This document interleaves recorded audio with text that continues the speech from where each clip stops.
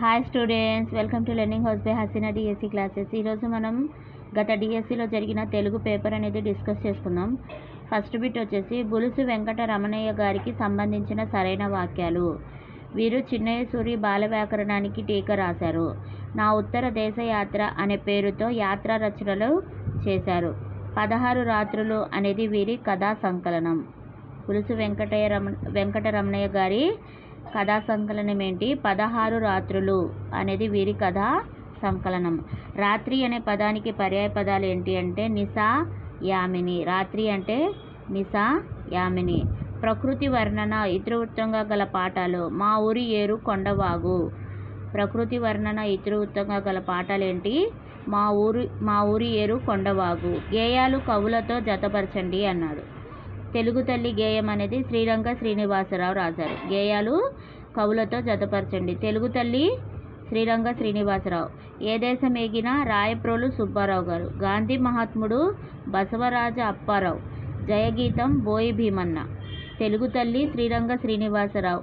ఏ దేశం ఏగినా రాయప్రోలు సుబ్బారావు. గాంధీ మహాత్ముడు బసవరాజు అప్పారావు. జయగీతం బోయి భీమన్న.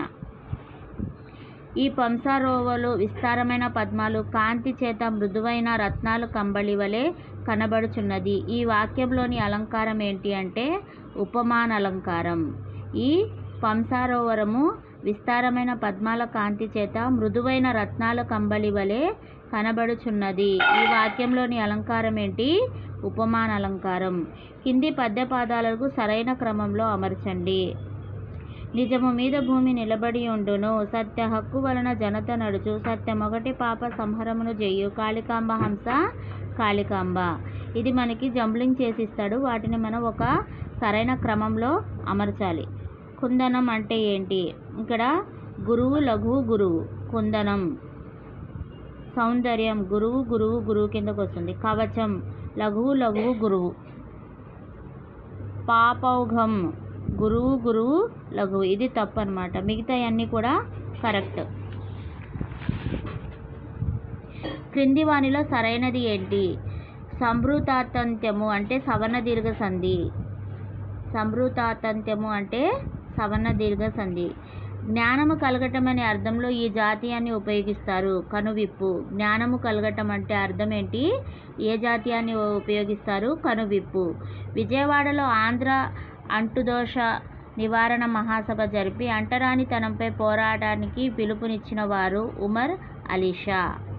సుకవి జీవించే ప్రజల నాలుకల యందు అన్న కవి గుర్రం జాషువా. సుకవి జీవించే ప్రజల నాలుకల యందు అన్న కవి గుర్రం జాషువా. ఇంటి పదానికి ప్రకృతి పదం ఏంటి? స్త్రీ. ఇంటి పదానికి ప్రకృతి పదం స్త్రీ. తోలుబొమ్మలాట ప్రదర్శన ఈ రాగంతో ప్రారంభిస్తారు. నాటరాగం. తోలుబొమ్మలాట ప్రదర్శన ఏ రాగంతో ప్రారంభిస్తారు? నాటరాగం. మిత్రుడు పదానికి నానార్థాలు ఏంటి అంటే స్నేహితుడు, సూర్యుడు. మిత్రుడు అనే పదానికి నానార్థాలు స్నేహితుడు, సూర్యుడు. ఉర్దూ సాహిత్యం నుంచి తెలుగులోనికి వచ్చిన సాహిత్య ప్రక్రియ గజల్. ఉర్దూ సాహిత్యం నుంచి తెలుగులోనికి వచ్చిన సాహిత్య ప్రక్రియ గజల్. చదివిన అంశాల్లోని కీలక అంశాలు గుర్తించటం, రాయటం అనేవి ఈ సామర్థ్యానికి చెందినవి. అవగాహన, ప్రతిస్పందన. చదివిన అంశాల్లోని కీలక అంశాలు గుర్తించటం, రాయటం అనేవి ఈ సామర్థ్యానికి చెందినవి అంటే అవగాహన, ప్రతిస్పందన. అనంతమైన వాక్యాల సముదాయం భాష అని నిర్వచించిన వారు ఎంఎన్ బాక్. అనంతమైన వాక్యాల సముదాయం భాష అని నిర్వచించిన వారు ఎంఎన్ బాకు. ఉత్తర ద్రావిడ భాష కుటుంబానికి చెందిన భాష ఏది అంటే మాల్తో. ఉత్తర ద్రావిడ భాష కుటుంబానికి చెందిన భాష